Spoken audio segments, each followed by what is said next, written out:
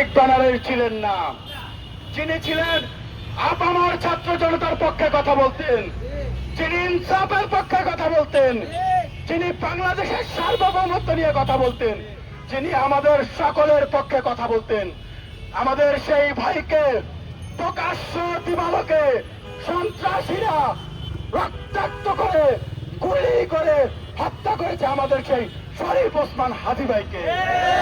আমরা আজকের এই র্যালি থেকে তাকেও গভীর শ্রদ্ধার সাথে স্মরণ করছি এবং শহীদ শরীফ ওসমান হাদি ভাইয়ের হত্যাকারীদেরকে অনতি বিলম্বে এই সরকারকে বিচারের মুখোমুখি করতে হবে।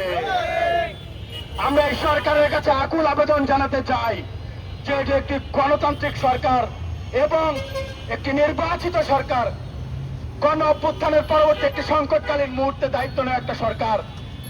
এই সরকার যেন কোন নির্দিষ্ট গোষ্ঠীর কাছে বিক্রি হয়ে না যান, তারা যেন কোন মানুষের পক্ষে থাকেন, তারা যেন আওয়ামী লীগের পুনর্বাসনে আমরা যেন এই সরকারের কোন নগ্ন হস্তক্ষেপ না দেখি এবং আওয়ামী লীগের রাজনীতি ফিরিয়ে আনতে আমরা যেন এই সরকারের কোন নগ্ন হস্তক্ষেপ না দেখি, বরং আওয়ামী লীগের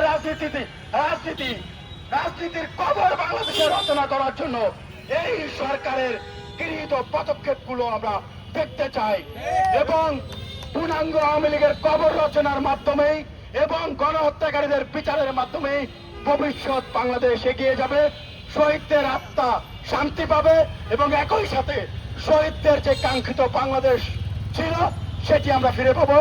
সেই আশাবাদ ব্যক্ত রেখে আমি আমার সংক্ষিপ্ত বক্তব্য এখানেই শেষ করছি। সকলকে অসংখ্য ধন্যবাদ।